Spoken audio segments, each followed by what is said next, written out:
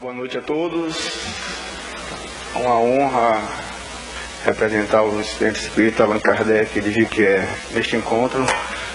Quero agradecer primeiramente o convite e parabenizar a casa pela estrutura exemplar de organização. Agradecer a presença de cada um, agradecer a presença dos meus familiares, dos meus amigos e aos amigos internautas que nos acompanham pela rede YouTube do Centro Espírita Antônio Cruz. Como pode um homem nascer sendo velho? Pode porventura voltar ao ventre materno e nascer uma segunda vez? A surpresa de Nicodemos, chamado por João Evangelista de um dos principais entre os judeus, não era quanto ao reingresso da alma à vida corpórea, não era quanto à transmigração da alma, visto que diversos povos da antiguidade acreditavam na sobrevivência do espírito à morte do corpo físico e a ligação a corpos sucessivos em busca do autoaperfeiçoamento e anulação do karma.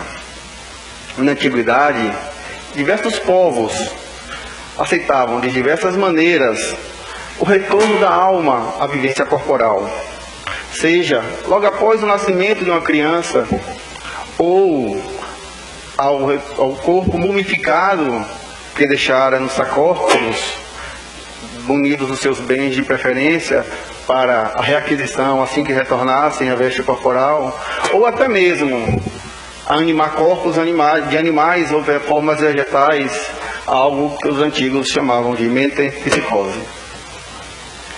Tudo seguindo o senso de justiça de cada povo. Para exemplificar a crença da persistência da alma à morte do corpo físico, o livro dos Vedas, base do hinduísmo, datado de mais de 2000 anos antes de Cristo, uma das escrituras mais antigas conhecidas, afirmava literalmente: assim como usamos roupas novas e trocamos por roupas, assim como deixamos roupas velhas e trocamos por roupas novas, a alma também o faz ao deixar corpos usados para se utilizar de corpos novos. Assim, imbuído deste ideal, também o filósofo grego Pitágoras, aquele do famoso teorema, do qual dizia que soma dos quadrados dos catetos, um triângulo retângulo resultará sempre no quadrado da hipotenusa. Filósofo e matemático por excelência, pois acreditava que o universo era regido pelos números diante a organização e a ordem que estes traduziam, assim como a perfeição do dia que seguia a noite, das constelações que se alternavam no céu. Para Pitágoras, tudo era exato. E ele, como filósofo e também espiritualista, recordava-se a encarnação de Eufurbo, um guerreiro troiano, que lutara na famosa batalha de Troia contra os gregos, e que foi morto por Menelau. Não antes, desferiu um golpe em Pátroclos, no qual Heitor veio a finalizá-lo. O fato é que o golpe fatal desferido por Menelau em Eufurbo, uma das existências de Pitágoras, ele trazia a memória, inclusive o ferimento no peito que lhe recordava a última batalha, e o próprio escudo da qual portava no braço esquerdo, e que ele mesmo visualizara no templo de Juno, na cidade de Argos, na antiga Grécia, que estava em exposição até períodos da antiguidade. Tornou-se assim espiritualizado, não apenas pelo seu alto raciocínio filosófico e matemático, mas também pelas andanças que teve a oportunidade de usufruir da convivência de povos persas, hindus, egípcios, formulando ele mesmo, Pitágoras, a sua teoria da transmigração da alma, chamada por ele de paligenesia, ou nascimento novamente no grego.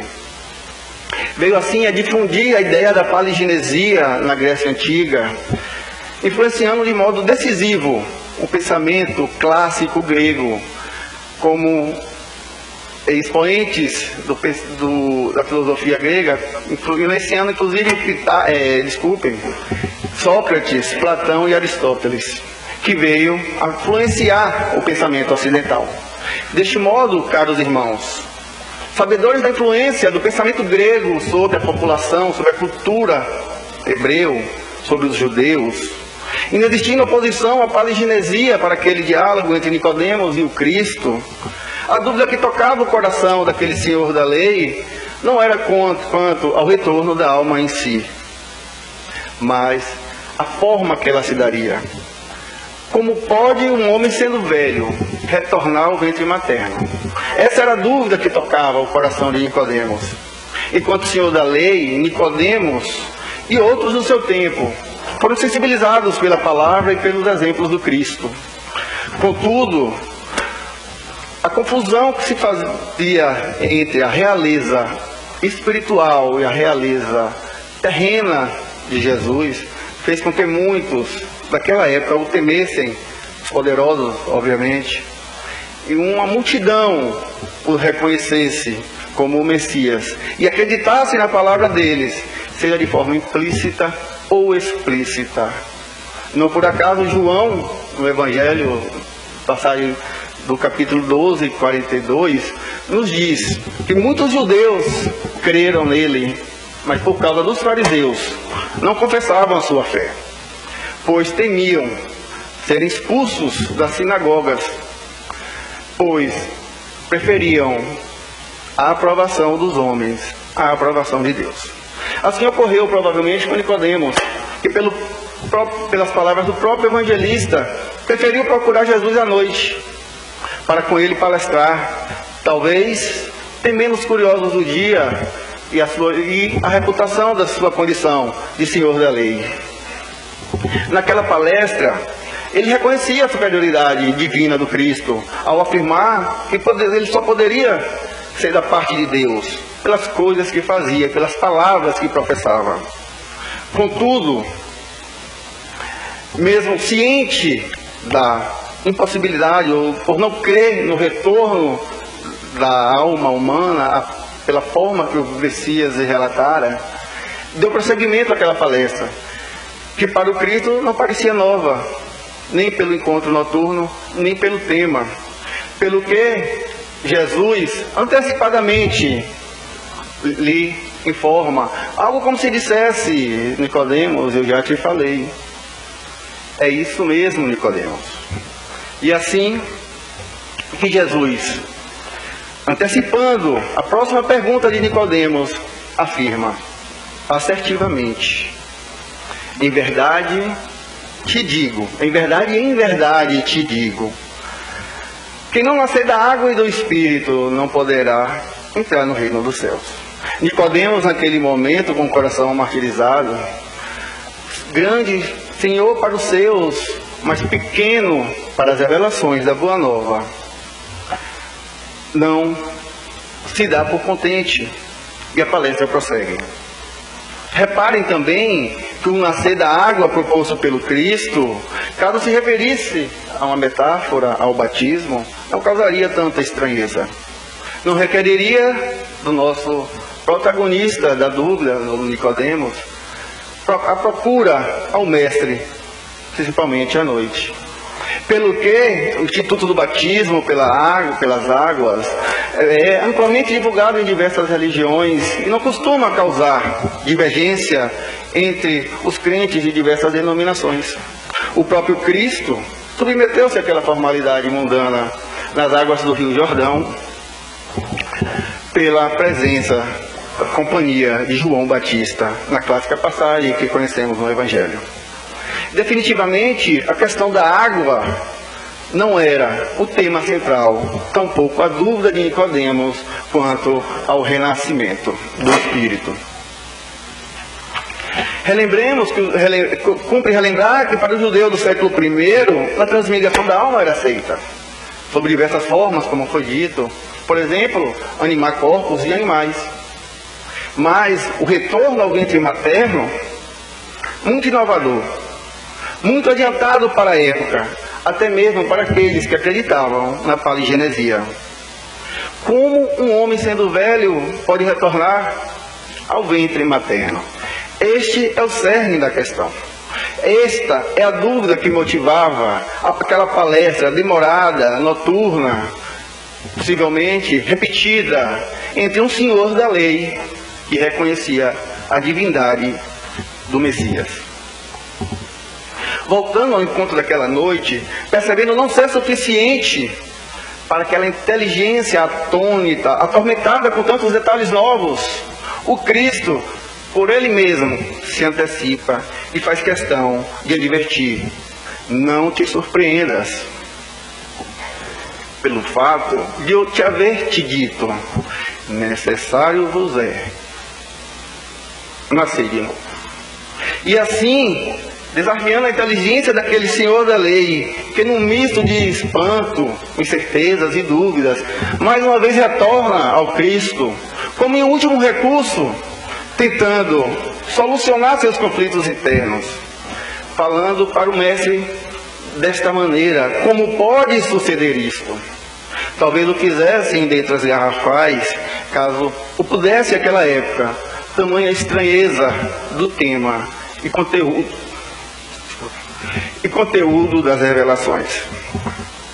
O Messias, célebre na arte de ensinar sem perder a ocasião, devolve a seu pupilo temporário a seguinte informação, envolta numa singela crítica: tu, Nicodemo, és senhor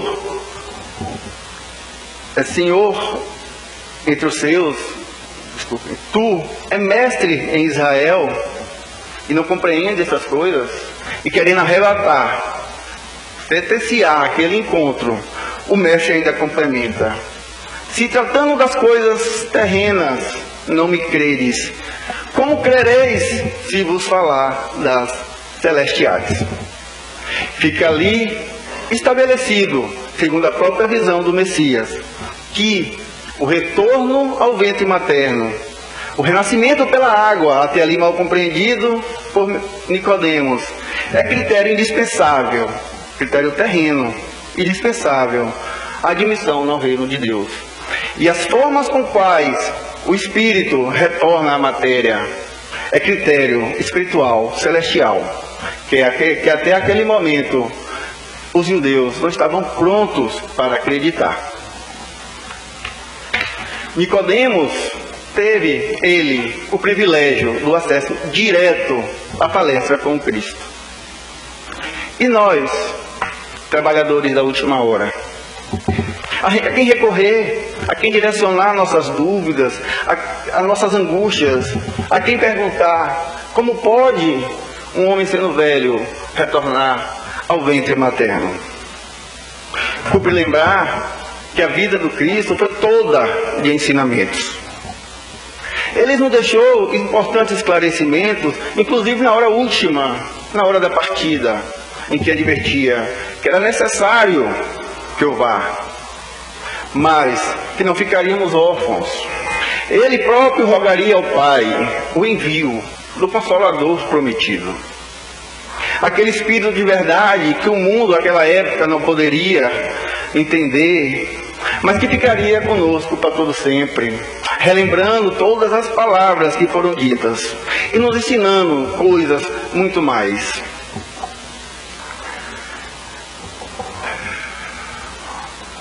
Dando cumprimento àquela palestra da hora crítica, após séculos, avançando séculos no tempo, em que se foi necessário para o nosso aprendizado, para os avanços morais, científicos, para que a humanidade pudesse ter aprendido com suas quedas e refletido segundo sua própria inteligência, ocorre a partir do século XIX a chamada invasão espiritual organizada ao planeta.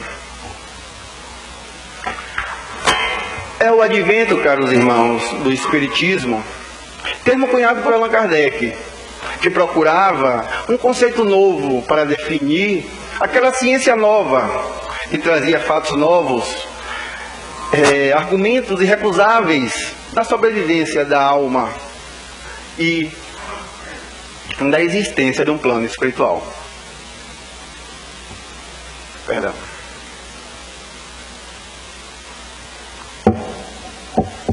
A propósito, Allan Kardec é um pseudônimo do mestre lyonês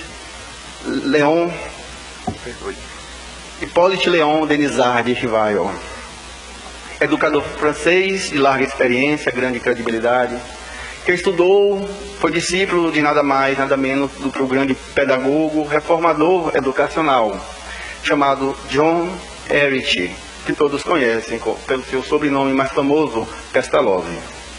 Foi com Pestalozzi que Hippolyte Léon aprendeu, desenvolveu suas habilidades de observar, perquirir e sintetizar conhecimentos gerais, seja na matemática, na medicina, nas artes. Coube a Kardec codificar aqueles ensinamentos trazidos por almas de homens que teriam vivido na Terra. Obrigado. E que retornavam para nos informar da vida além túmulo e da existência de uma ciência do espírito. Para explicar aquele fenômeno da reencarnação, foi buscar no termo latino, recarnation, possivelmente cunhado no século XVI ou XVII, da qual o termo reencarnação substituiu a antiga crença, a antiga doutrina da paligenesia.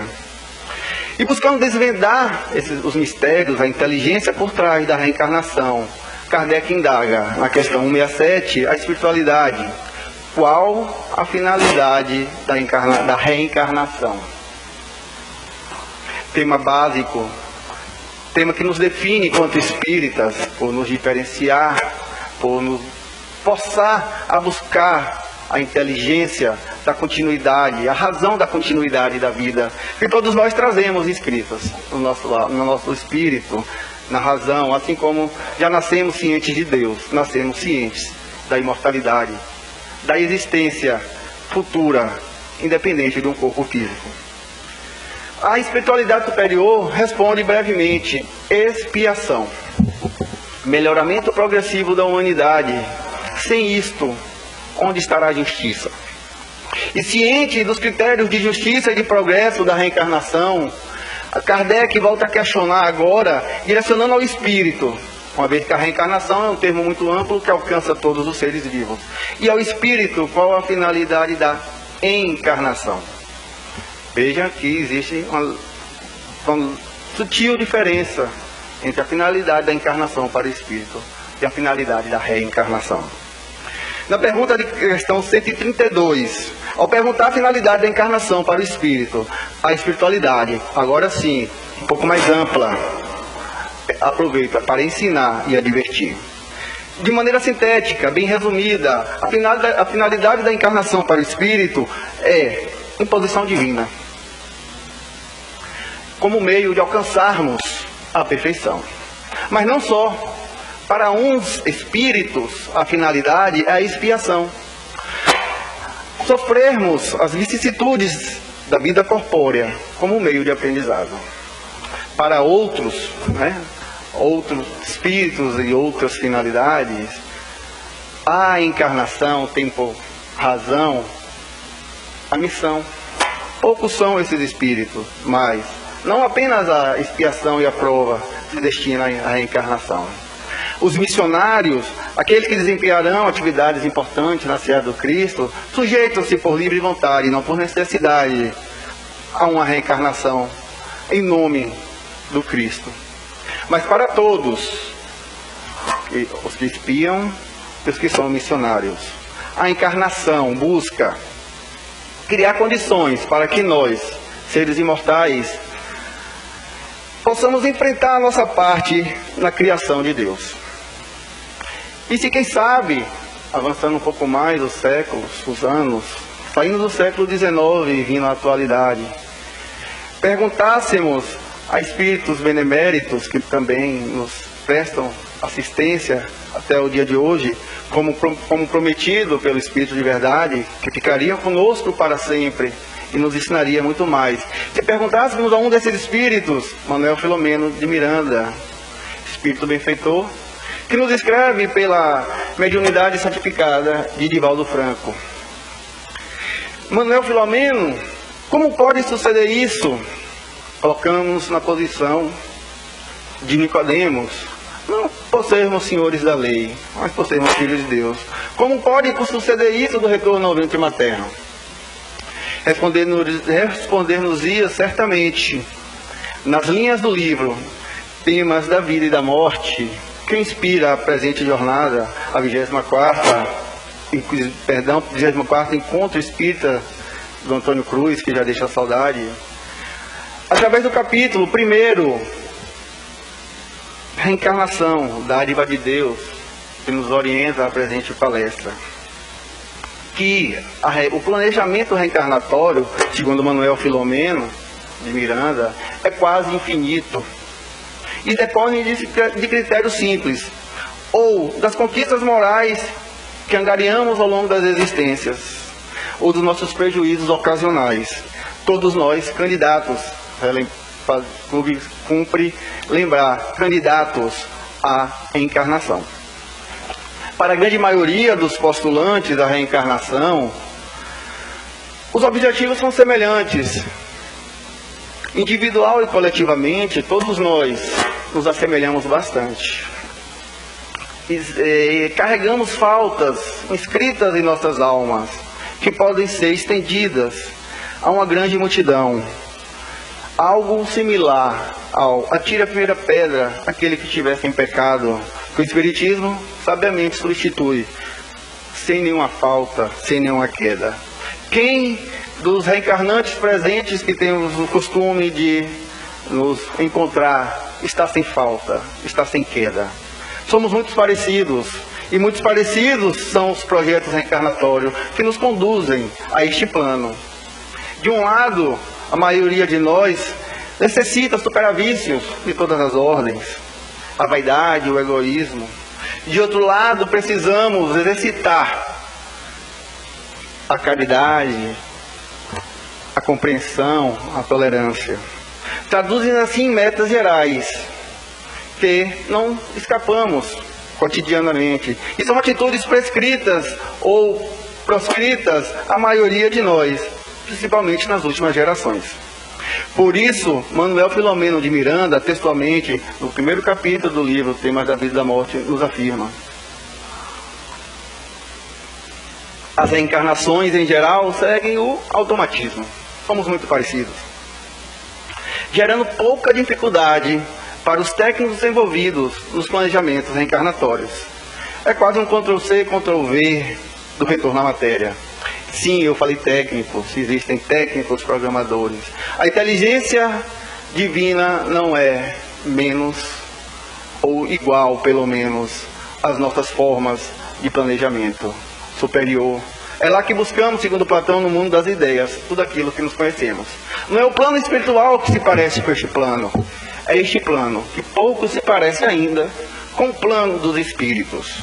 E assim, falando de automatismo, essa visão alcança a maioria de nós, meros candidatos à reencarnação, que visa suprir faltas e superar obstáculos. Existem aqueles casos missionários, que ao contrário da pouca dificuldade que requerem para a maioria, já requer largo esforço dos mentores espirituais para a consecução daquelas encarnações imbuídas do espírito missionário. Requer muito mais planejamento, trazer a este plano um espírito benfeitor.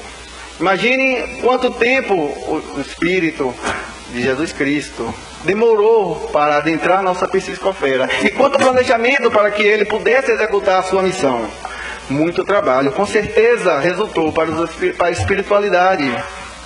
São os expoentes, afora o espírito da magnitude de Jesus Cristo, outros expoentes existem em diversas áreas, seja nas artes, nas culturas, nas ciências de diversas denominações. São verdadeiros missionários cujo legado resultará em tarefas edificantes na seara do Cristo. Esses sim necessitam de maiores esforços dos técnicos para o retorno à matéria. Todavia, em que pese a programação reencarnatória ser generalista, poder ser estendida a uma grande maioria pelas qualidades, seus erros e suas virtudes, e não requerer maiores esforços da espiritualidade, isso não quer dizer que para o candidato comum, nós, meros candidatos, os esforços sejam poucos e a tarefa seja não menos sacrificante. Nos esclarece Manuel Filomeno de Miranda que a maioria dos candidatos apenas requerem oportunidades. Empenham propósitos com os quais pretendem granjear admiração, apoio dos benfeitores espirituais programadores da próxima encarnação. Apresentamos recursos com quais pretendemos triunfar perante a vida. Segue-se a esse processo avaliações seriadas, treinamentos demorados, que visam a seleção dos melhores. Na verdade, muitos são chamados e poucos são escolhidos. Toda a inteligência, todas as revelações do ensinamento cristão estão contidos no Evangelho. Apenas usufruímos hoje de acréscimos, de coisas que não poderiam ser explicadas naquela época. E essa seleção visa nada mais, nada menos do que diminuir a margem de erro, a margem de sucesso dos pretendentes à reencarnação. É um verdadeiro processo seletivo espiritual, na qual os candidatos se submetem a cursos e atividades que visam seu equilíbrio pessoal, a superação das más tendências, a treinamento de habilidades e aptidões que serão úteis enquanto encarnados. Imagine um médium sem ser médium antes de encarnar. Um poeta sem ser poeta antes de retornar. Um filósofo sem ser filósofo antes de retornar. Parece mais uma aventura, um pulo no escuro, mas não. Todos nós, de acordo com as nossas necessidades, passamos por nossas avaliações, nossas provas. A ninguém é dado conhecer sem antes estudar. Seria uma aventura rumo ao imprevisível. No livro Religião dos Espíritos, de 1960, de Lavra de Emmanuel, pela mediunidade de Chico Xavier, a passagem na Terra e no Além reflete muito bem o tema que tratamos nesta noite. Nesta passagem, relembrem, na Terra e no Além. Essa passagem, a postura entre encarnados e desencarnados, fica muito bem delimitada, principalmente diante das adversidades da vida. Os primeiros, os encarnados, de posse dos bens materiais, de posse do próprio corpo, que lhe permite usufruir de diversas impressões, de diversas sensações físicas, pouco reflete. Os encarnados, talvez esquecidos da condição espiritual, pouco reflete sobre o futuro.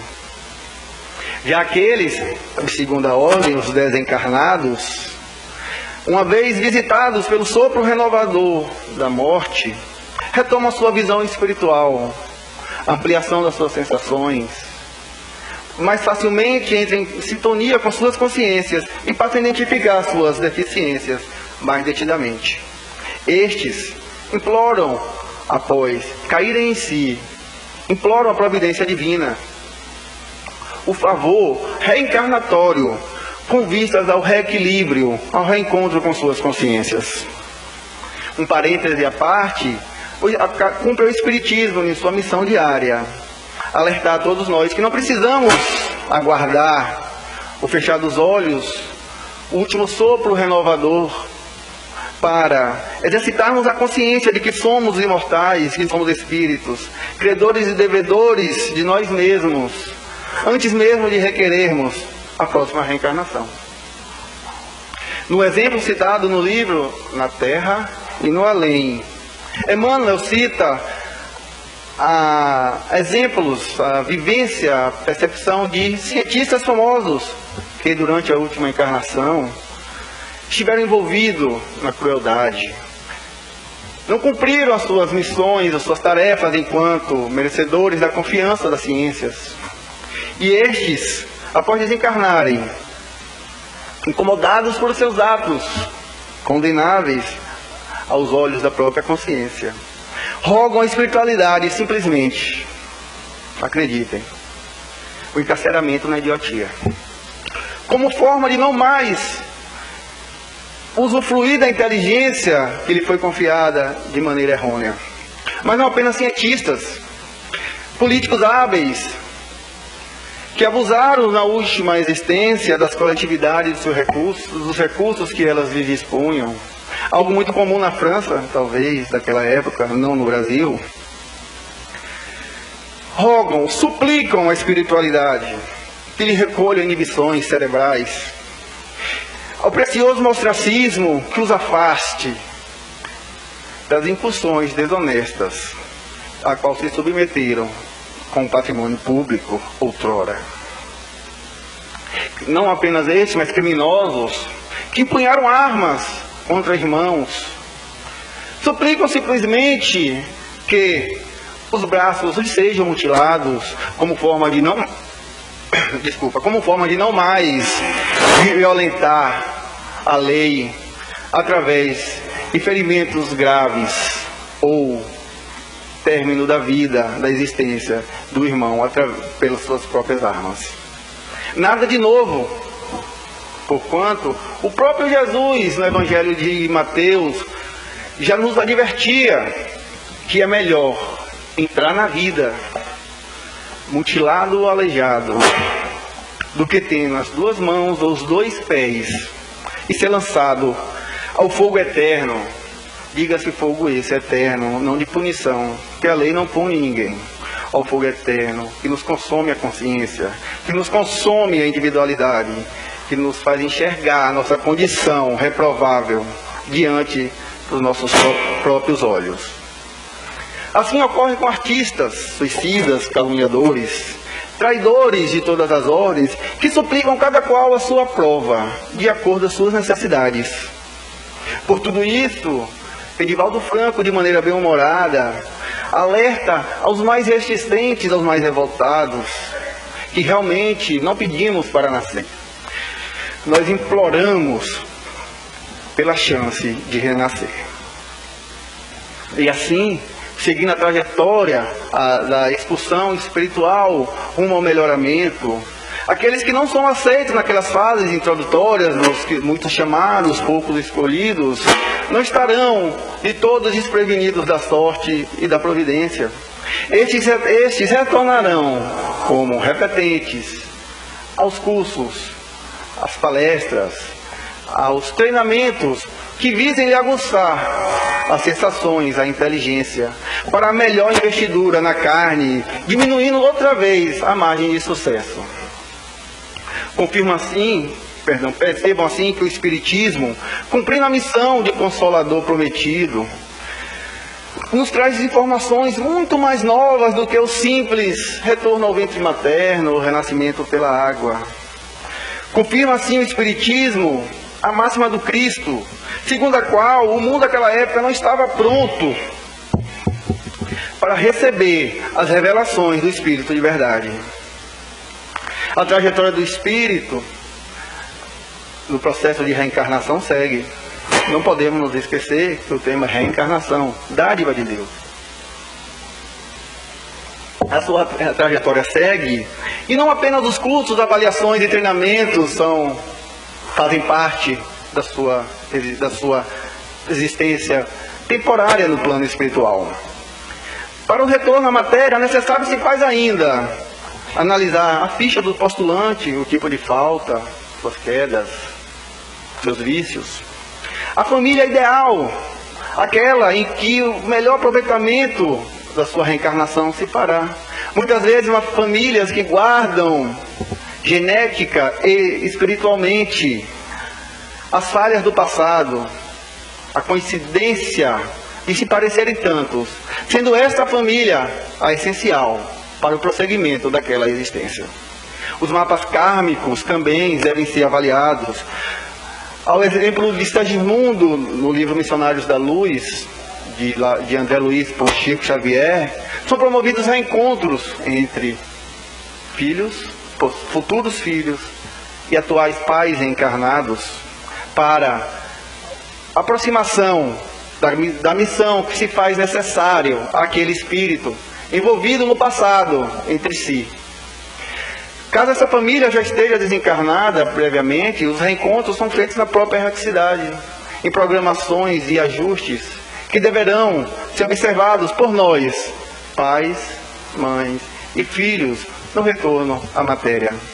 Ao período de avaliação com os pais, vejam quanto critério, segue-se ainda o estudo dos mapas genéticos, a condição ideal corporal que se adequa à tarefa por qual o espírito se vinculou em existência futura.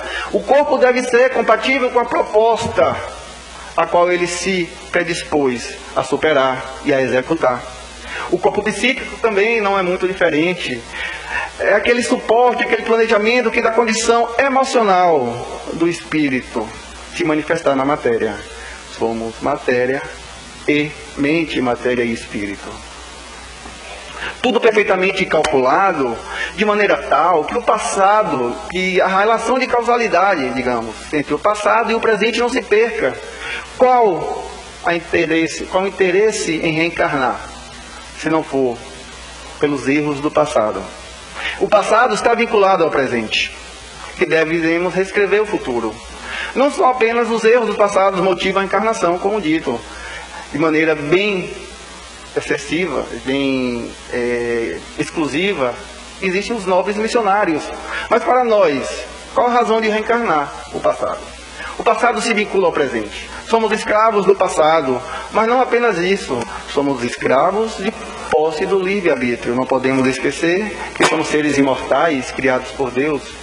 Possuímos nosso livre-arbítrio. E esse livre-arbítrio não permite desconsiderar a independência emocional de cada um, de uma maneira ou de outra, com o livre-arbítrio ou com o vínculo ao passado. Não fugiremos à lei de equilíbrio geral.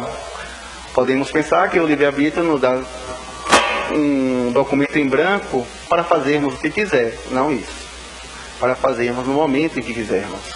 Então estamos nós, vinculados, além do passado, à lei de equilíbrio geral que rege o universo. Nada que nos aconteça vai ser diferente do que pode acontecer sob ordem de Deus, em qualquer parte do universo.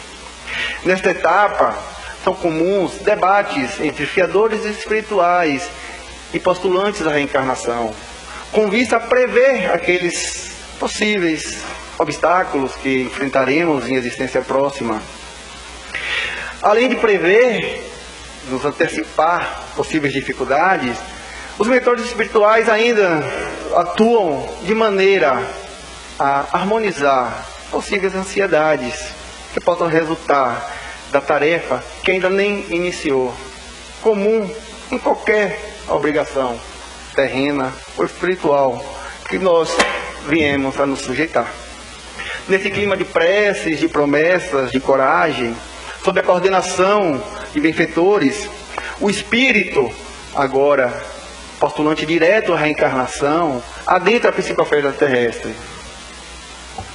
E, através, segundo Manuel Filomeno de Miranda, da imutação celular, gera, a partir dali, novos compromissos para ele, para os pais, que aparecerão, mas efetivamente no renascimento pelas águas, para o espírito passar a usufruir de existências remissoras que venha, de algum modo, a amenizar as faltas e o peso da sua consciência. Esclarece assim Manuel Filomeno de Miranda que a reencarnação inicia-se pelo processo de imantação do espírito à matéria, à célula, ao ovo, como queiram.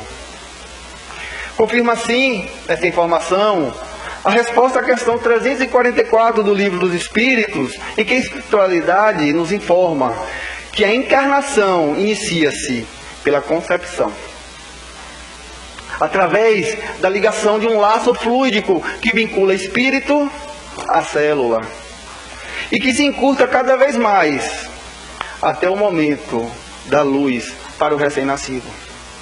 Se ainda segundo Manuel Filomeno de Miranda, nesse processo reencarnatório, as memórias mais recentes são apagadas, principalmente na primeira infância. No decorrer, à medida que o corpo se desenvolve, Afloram-se assim as tendências e as paixões que trazemos do passado, que não são inatas, deixando uma lacuna entre lembranças e tendências. Lacuna essa que deverá ser preenchida pelos pais, que tutelam aquela existência, de maneira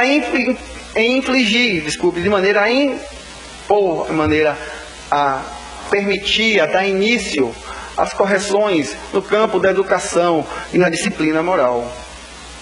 Informação coincidente com o Evangelho segundo o Espiritismo. Outra obra legada por Allan Kardec que nos confirma que o Espírito de Verdade viria nos relembrar tudo aquilo que foi dito na passagem do capítulo Bem-aventurado os puros de coração, em que Jesus informa: deixai vir a mim as criancinhas, né? É dela o reino dos céus. A espiritualidade, nessa passagem do Evangelho, complementa no Evangelho segundo o Espiritismo, que é durante o tempo em que os instintos da criança ainda estão adormecidos, repousando, que ela é mais suscetível e mais acessível às impressões, capazes de lhe modificar o caráter, a natureza, e assim fazê-lo progredir. O que não é bom, seria ótimo aos pais, tornando a missão dos pais mais fácil e mais agradável, que passa a ter ali em seus braços o passado, o presente e a missão de reeducar para o futuro, que em terrendade se faz muito mais prazeroso, muito mais fácil. E sobre o esquecimento do passado, referido por Manuel Filomeno, esse aparente obstáculo à nossa jornada: como posso eu resgatar as faltas do passado se nem sequer me recordo dos meus erros? Nos informa esse espírito missionário que isso trata de nada mais que pura concessão do amor divino, por mais estranho que possa parecer. Indagada por Kardec sobre o tema, o aparente conflito entre esquecimento do passado e obrigações a executar, a espiritualidade nos informa na questão 392 do Livro dos Espíritos, que Deus assim o quer, que esqueçamos o passado, para que o passado não nos ofusque como a saída do túnel escuro à presença da luz, e para que o homem possa ser ele mesmo. Cada vez mais inteligente de uma existência para o outro, o homem é por si capaz de distinguir o bem do mal. E caso lembrasse de tudo, qual o mérito? Onde estaria o mérito? Pergunta a espiritualidade. Não seríamos nós mesmos, seríamos cumpridores de obrigações, que temos certeza, com o mérito de cumprir aquilo que nos lembramos, nenhuma. Qual o mérito de nos apaziguar com os ofensores, se nem sequer lembramos da ofensa? Muito maior, muito maior. Mérito nenhum teria em nos reunir, nos confraternizar com espíritos amados. Qual mérito tem em fazer o bem àquele que nos ama? Já perguntou Jesus ao indicar: amai os vossos inimigos. E não podemos nos esquecer que o passado, as potencialidades do espírito, poderiam causar estragos imensuráveis ao corpo do recém-nato, da criança, que ainda não possui todos os órgãos para manifestar as ideias, as potencialidades daquele espírito. Seria incompatível com a vida, tamanha precocidade. Não só isso, não estamos desamparados da lei. Como dito, o Evangelho do Cristo nos traz todas as informações básicas, que se tivéssemos memorado nos últimos 2 anos, não precisaríamos das explicações do Espírito de Verdade para complementar, ensinar algo mais. O próprio Evangelho do Cristo diz: pedis e obtereis. A espiritualidade está a todo momento ao nosso lado. Não há por que temer o esquecimento do passado, nem as nossas obrigações. Contudo, nos informa Manuel Filomeno de Miranda que a mesma espiritualidade que nos tutela a existência assiste a retornos, muitas vezes, com índices de fracasso daqueles a qual confiar a programação reencarnatória. Muitas vezes agravamos as nossas responsabilidades pela invigilância às leis sagradas inscritas em nossos corações. Abrimos nós mesmos caminhos que nos levam a perturbações e amarguras, do qual o pretérito ainda não superamos. Esse clima de perturbação e de descumprimento das obrigações nos leva ao afastamento espontâneo desses irmãos espirituais. Não são eles que se afastam de nós nos afastamos deles. Lembra do livre-arbítrio? É esse que nos tutela a emoção. É esse que nos permite acertar e errar segundo os nossos próprios méritos, segundo a nossa própria consciência. Esse envolvimento pernicioso nos facilita, para quem é espírita sabe muito bem, envolvimentos, prejuízos no campo corporal, físico, mas não apenas no campo físico, as companhias maledicentes. No campo espiritual, também damos vazão à proximidade de espíritos não mais benfeitores que nos tutelam a encarnação, já aqueles que nos atormentam a encarnação. Somos nós responsáveis pelas nossas companhias. Me diga com quem andas que eu te direi quem tu és. Está tudo no Evangelho. Não existe nada de novo nas revelações do Cristo. Ao nosso afastamento espontâneo, é comum que os cooperadores do bem ainda roguem a amigos espirituais que intercedam favoravelmente, que cooperem com as nossas aflições, com os nossos desvios. Mas nem sempre essas intercessões são cooperativas, pois a doença grave se faz necessário o remédio amargo. Muitas dessas intercessões podem ser sutis, mas outras tantas são vigorosas ao ponto de nos chamar, nos alertar para o retorno àquele roteiro traçado durante a última programação reencarnatória. Ocorrências diversas tidas pelo crente como inesperadas, fatalidades, como se Deus permitisse a fatalidade na vida daquele que Ele mais ama. Exemplo dessas intercorrências, dessas intercessões vigorosas, nós podemos verificar em enfermidades, a qual sequer conhecíamos ou esperávamos. Dificuldades de todas as ordens, seja financeira, material, emocional. Acidentes imprevistos que nos acontecem naquele instante em que principalmente mais nos afastamos da espiritualidade superior. Porque se acontecer com a proximidade desses irmãos benfeitores, deixa de ser imprevisto e passa a ser previsível, superável, redentor para o espírito em processo de readmissão. A finalidade última dessas intercessões nada mais busca do que despertar aquela alma que está envolvida naquele anestésico das ilusões transitórias, principalmente as ilusões que nós criamos para nós mesmos, através do corpo, através das benesses da matéria e das facilidades aparentes da vida. Após planejamentos, reencontros, desencontros e intercessões, podemos afirmar seguramente que a reencarnação é o maior investimento para o espírito em processo seletivo rumo à perfeição relativa. Por quê?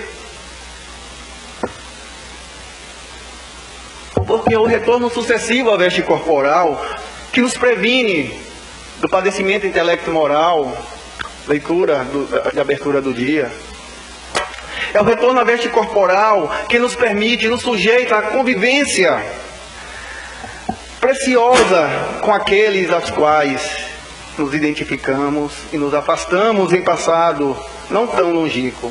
Essa convivência, muitas vezes forçosa, difícil, nos leva a dissolver velhas paixões, violências e perseguições.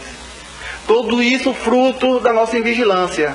Nada de planejamento divino, nada de imposição de Deus ou pagamento ao pecado, nada disso, não existe punição. Cabemos a nós dissolver os erros, os imprevistos do passado, as violências que cometemos perante nossa vítima, perante nosso algoz. Enfim, é na conjuntura carnal que o aprendizado ocorre.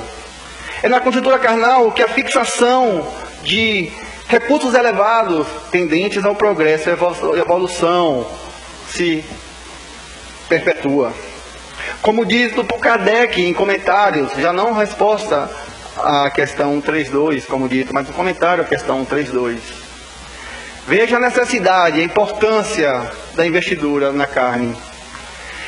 Kardec nos diz que Deus necessita da ação de seres corpóreos para a marcha universal, para a movimentação de tudo quanto existe no universo.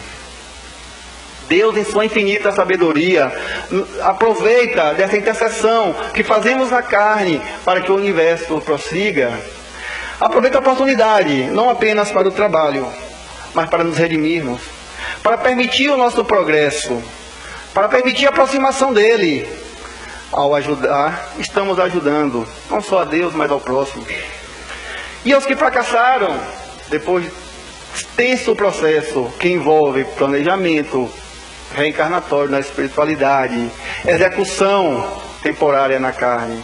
E os que fracassaram na carne, os que fracassaram na espiritualidade, novos cursos, novas etapas, a recuperação é certa, antes do teste definitivo. E os que fracassaram na carne, qual o recurso? Manuel Filomeno nos lembra que por misericórdia divina, a marcha espiritual, embora pareça muitas vezes estacionária, embora pareça que não saímos do local, ou inadvertidamente, até parece que regredimos. Não regredimos. A marcha espiritual é sempre ascendente. Nós temos um pai, não um padrasto. Apenas aquelas obrigações, aqueles débitos agravados na existência atual, necessitarão a seu tempo, em futuro planejamento, novas expiações redentoras com vista à terapêutica final. Permanecem assim as conquistas da inteligência, que de uma existência para outra nos permite angariar, alcançar as conquistas morais. Estas sim, lentas e importantes. Sempre presente em nossa marcha de acordo com o nosso ritmo, mas sempre mais importante. Não por acaso Emmanuel nos informa que somos anjos salados e que uma asa desenvolvemos rapidamente, a asa da inteligência. Mas com uma asa apenas não podemos alcançar voos altos. Você quer sair do chão. Necessitamos da asa da inteligência para desenvolver a asa da moral. Essa sim nos dará recursos de elevação e crescimento espiritual. Por tudo isso, para finalizar, caros irmãos, há cerca de 2000 anos, um mestre nazareno que andava pela Galileia nos alertava quase literalmente para a necessidade do retorno ao ventre materno, para o renascimento através da água, para o renascimento em espírito. Para hoje, com as luzes projetadas pelo Espiritismo, podemos compreender a necessidade da reencarnação na nossa missão, no nosso caminho de autoaperfeiçoamento. Finalidade essa que nos permite a admissão, não ao reino de Deus enquanto paraíso, mas aos planos superiores da vida e da inteligência divina. Cumpre alertar, entretanto, que não necessitamos de diversas passagens ou aguardar milênios para que possamos resgatar e aprender com as nossas faltas. O encontro com Jesus é meio de adiantamento sem igual. Esse encontro, seja físico ou através das suas ideias, nos permite guinadas surpreendentes em nossas trajetórias. Trajetórias essas recheadas de erros e quedas, mas que pelo simples encontro possibilita ao espírito errante vivenciar experiências tais na presente passagem corpórea, conhecimentos e experiências de tamanha magnitude que necessitaríamos, a ritmo lento, de diversas, infinitas passagens na Terra. Cabe-nos, assim, lembrar, citar rapidamente exemplos, expoentes do cristianismo que fizeram esse trajeto, que fizeram essa ascensão ao encontro com o Messias. Temos Paulo de Tarso, Maria de Magdala, a mulher adulta que João traz no seu evangelho, que transformaram suas vidas definitivamente em uma única encarnação. Isso não quer dizer que não retornaram à matéria, mas impulsionaram a sua ascensão de maneira tal que o simples coincidência de pensamento com Cristo os levaram a um ritmo intenso de ascendência espiritual nas existências posteriores. A mensagem do Cristo, vivificada pelo Espiritismo, que vem exortar o ser espiritual, existe em cada um, não somos matéria. O Espiritismo vem chamar a atenção a esse ser que dormita em nós, a reconhecer a sua trajetória e a optar por amor ao permanente burilamento de nós mesmos. Porque, caros irmãos, certo é que nos encontramos em qualquer plano da vida, entre os encarnados e os desencarnados, em planejamento provisório para algum tipo de retorno. Seja o plano das ideias, ao plano dos espíritos, seja o plano da matéria. A André Luiz, no primeiro capítulo, no capítulo de introdução ao livro Nosso Lar, nos adverte: busquei a verdade, antes que a verdade vos surpreenda, antes que ao despertar do espírito, ao abrir dos olhos espirituais, nos demos conta de que o tempo passou e a oportunidade já não é mais a mesma. E assim, programas estabelecidos, esperanças renovadas rumo ao melhoramento, até alcançarmos a condição de espíritos bem-aventurados, espíritos puros. Não vos admireis de que eu tenha dito: necessário é nascer de novo.